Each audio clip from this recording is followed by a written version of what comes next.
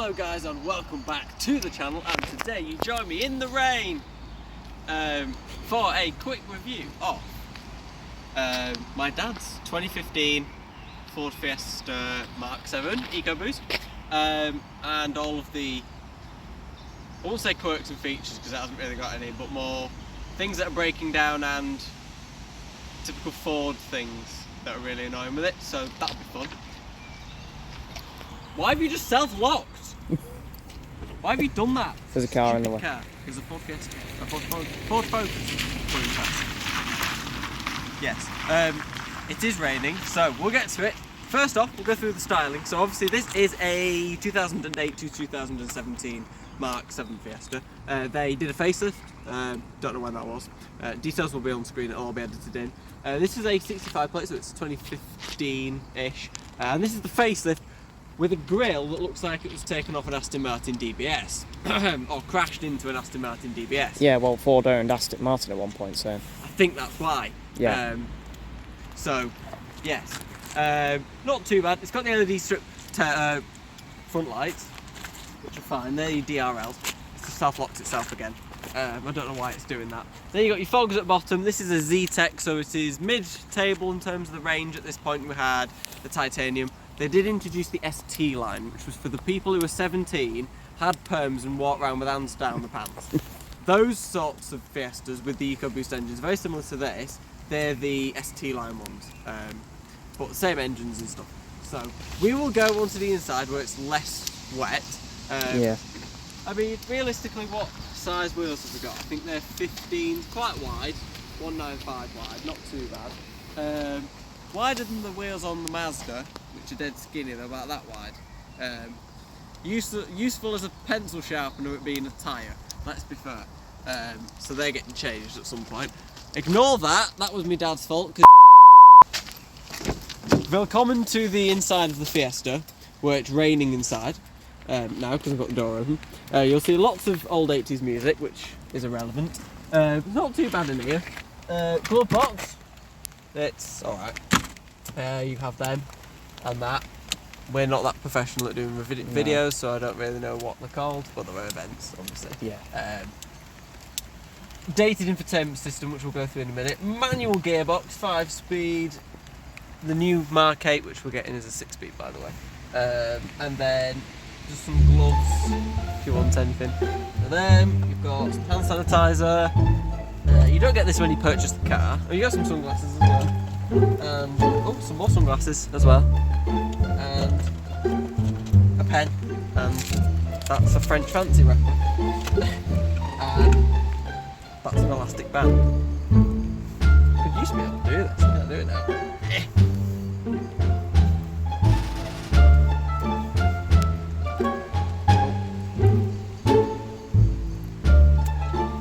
I'm useless. Anyway.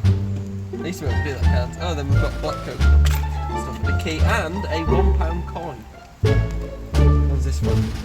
2020. It's probably got COVID on it. Anyway, right, into back. Not too bad in here. I've never been in the back because I'm travel sick, so I have to sit in the front, which is a bit odd. It's not too bad. Well, I have been in the back. Quite a squidgy seats, but when you're actually in the back, because of the shape of the seat, it's as comfortable as going down a flight of stairs in a tumble dryer, so that's important to note. The seat belts also don't have any runners, so when you put the seat down, like so, and then you put it back up again, oh, actually, it runs down with it. I was going to say it gets stuck, but there you go, like that. So when it flops down, you put your seat belt back. You trap your seat belt. Why can car manufacturers not solve the problem by putting a runner? It annoys Matt Watson, and it annoys me. Why did he do that? What absolute useless waste of space.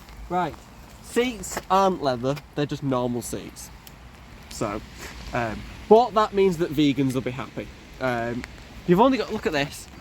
Ford still only put windy windows in the car, and it doesn't go all the way down. Why don't you go all the way down? You can't put your arm on it, it would flipping kill. Ford being stupid. Into boot. Now, on the key fob, you have to do the key fob section like Doug DeMuro. You have your unlock button, you have your lock button, and And then my dad's never used this since he's bought it in 2018. It's the boot unlatch.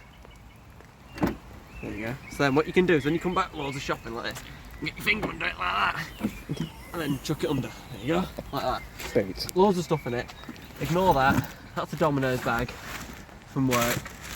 Loads of crap. You've got a bit under the floor. That's where your spare wheel is, not lifting it because there's loads of weight on it. In terms of your seats, you've got a 2 split and a single split, so you can put one down and then, or 2. Boot capacity will be on screen now, and then with the seats down it'll also be on the screen. There's nowhere to put this, so you have to fling it in the bush, which we're not going to do because it's not my car. But yeah, otherwise it's quite a big boot. It's not class leading. Probably looking at the Polos being a little bit bigger. It's average, isn't it? Yeah, but it's big enough for what we will need, be. and I think it's bigger in the Mark 8, so I think we're going to be sorted for when we take all the spare parts for the Mazda, when we need them to be stuck in the car for its trip to Darlington. So not too bad. Then you got your EcoBoost badge, because then you know it's the EcoBoost, or the EcoBoom as they're known as. So you just got your normal Fiesta badge on that side. Then another number plate, because you have to have them everywhere in the UK. And then there's no exhaust tips because I'm not a yobbo or a 17-year-old with a perm and stick twin exhaust that are straight piped on it, because I'm not that stupid. Right, back into the interior because we've got some more bits to do. And it's raining. It is raining. The car locks itself again. Because it does that. Right. Inside. It's alright, isn't it? I'm soaked. I'm absolutely soaked. I think we all are. I know, I brought a coat because, yes, all my hands are in the way of the camera. That's a motorbike outside. That was loud. Anyway, so you have electric door mirrors, which you can fiddle with here. On this side as well. So yeah, quite nice to have those instead of them silly prong ones. Electric windows at front, which are nice and easy to use. You don't have any in the back, which is stupid, as I've already said. That's your start stop button, which doesn't work because the car isn't going to blow. Well, it does, but the battery's ran a little bit low, so not working when the battery's low. Anyway, that's your airbag on. You can turn that off if you want. I don't know why you would. If you go into a tree, I would recommend keeping that on, which you will be if you're a 17-year-old with a perm, because that's who the main people who buy these cars now, because of cheap insurance, so they'll want to keep that on. Anyway, infotainment system is as dated as a 1948 Bentley, because let's be fair, it was bad when it came out, and it's still bad It now. came out in 2009. It came out in 2008 model year, 58 plate model year. So Could have changed it. and it was still like that in 2017 on the 17 plate. So yeah, there's not really out to it. You've got CD, you've got radio, which is just radio. You've got aux, because you can plug your aux lead in here. You have a USB, and you've also got a 12 volt socket there. Are you looking at my 12 volt socket on the camera? There. So you've got your 12 volt socket there, which I use for the dash cam for work. Yeah. 2 cup holders, one in the back, which is full of sunglasses, and the other glove is gun walkies. It's not too bad. And then you've also got phone, because you can call people if you want. It's got menu, 4D code. Oh, what's this? No, that doesn't work. How do you work this? Keep getting my hands in the way of the camera, try not to. Yeah, go down. No, I don't want volume up and down. How do I go down? Oh, there. Audio settings.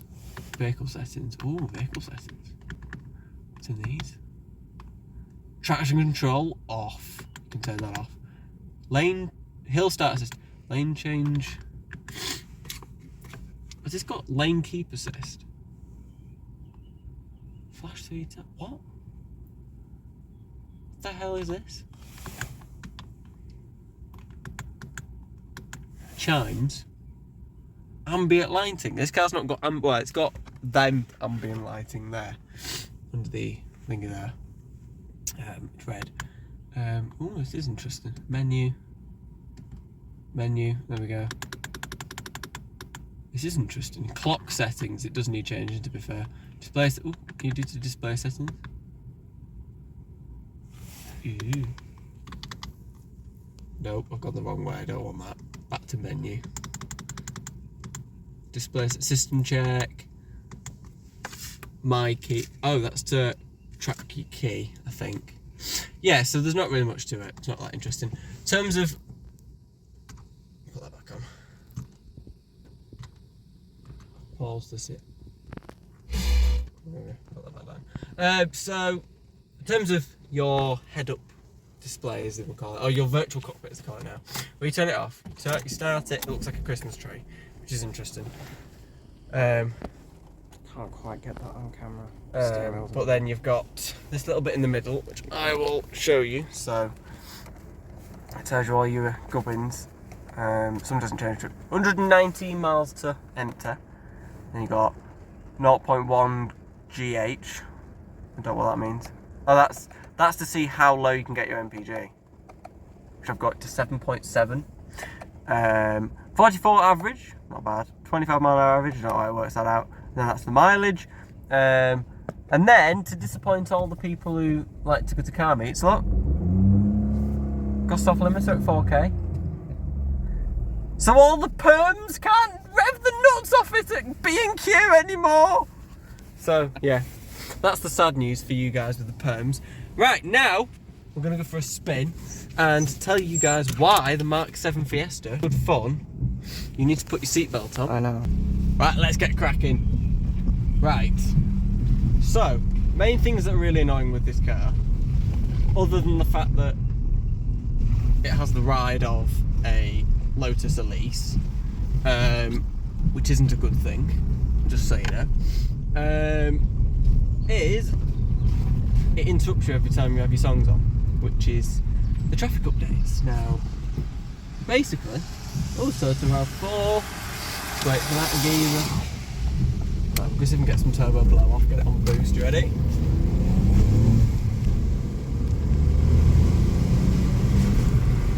I got a couple, you probably couldn't hear him on camera. Yeah, it's not the fastest car in the world. This specifically is a 1 litre turbocharged EcoBoost 3-cylinder with 100 metric horsepower on 99 bhp. Factory did 11.2 to 60, which isn't like horrendously slow, but it's also not that fast either. It's also speed of 112 miles an hour, aka 180 kilometers per hour. We're very posh then. In terms of engine choices, you had quite a lot. They'll all be on the screen right now for you, but there was a more powerful, of this model, a more powerful EcoBoost with 123 horsepower. Oh yeah! And they also did, when they introduced the Perm Special ST line, they did up to 138 bhp. In terms of the Mark 8, you can actually get this engine with 155, but we'll go into more depth of that when we do the review of the Mark 8 that we're getting. So, yes, main thing that annoys me is the blasting. What the hell on earth? You can have your songs on, and then what it'll do is it'll go West from Sheridan Robbins. And then it'll interrupt you and go, right, now on the M6 we have a massive tailback. I'm like, love, firstly, why are you doing it so loud? I've just gone deaf. Secondly, I don't give a toss. I'm not on the M6. I'm on a B road. B something or other. I don't need to know. So then what you do is you turn it off. You press the CD button, your CDs come back on, you can blast your music again. Then, 10 minutes later, you get a traffic update what it's like on the A1M1 near Leeds. I'm not on the A1M1 near Leeds. Why do you need to tell me this information? Can you please stop? It's registered that I've pressed to ignore the traffic update, which is useful every now and again, once, right? Why do you then need to tell me again that I'm 10 minutes later when I've already said I don't want my traffic updates? Then what it does is you press it again, and then you have another traffic update straight after it, and then another one that interrupts the one that you've already got.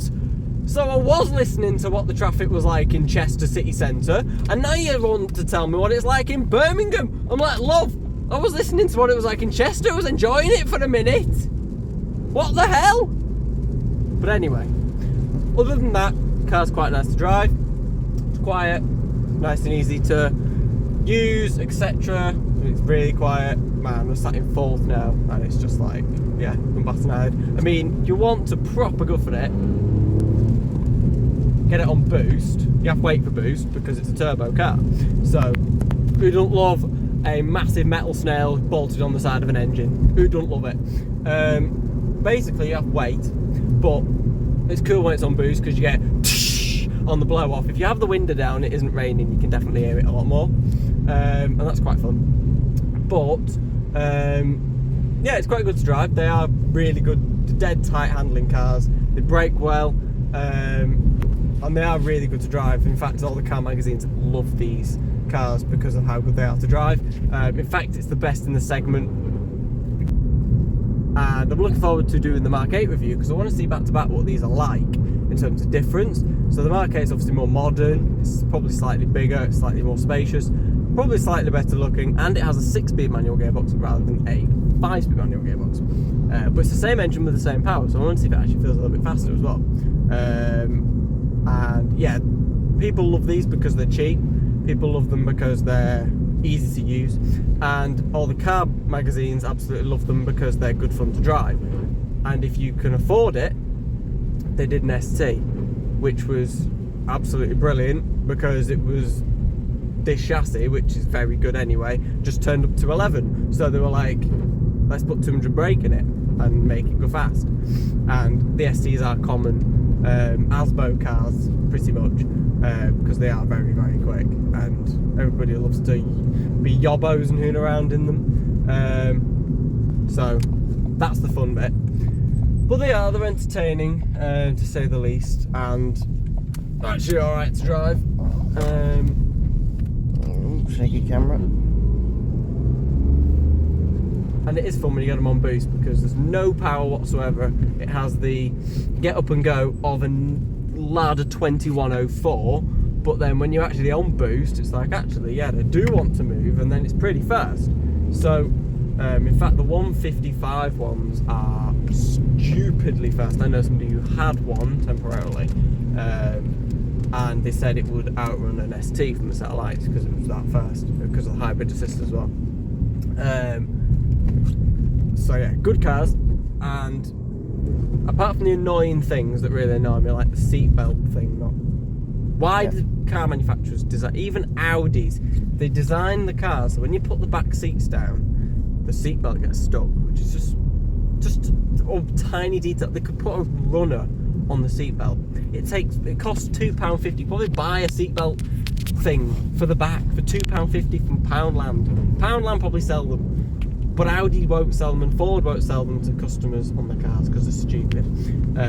It's just very annoying, but it's not too bad. I mean, we've got AC, which turns the car into a gutless piece of crap, so I wouldn't put it on. I've never drove with it because you don't have much power anyway, and then the car just,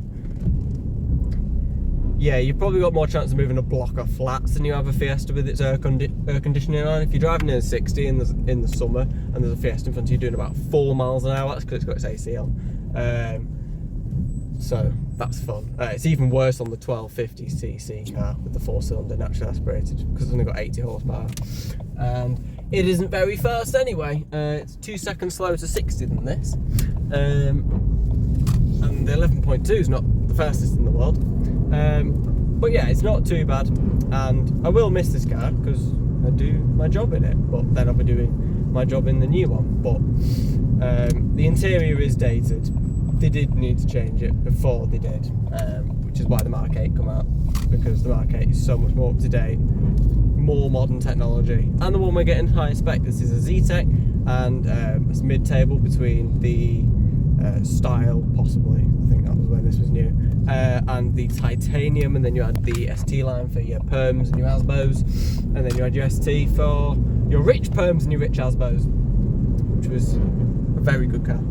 But yes, that is a not very professional review of the Mk7 Ford Fiesta EcoBoost, and I will see. We're limited because of rain. We'll blame the weather and the fact that I have the memory of a sieve, because I don't know, I just do.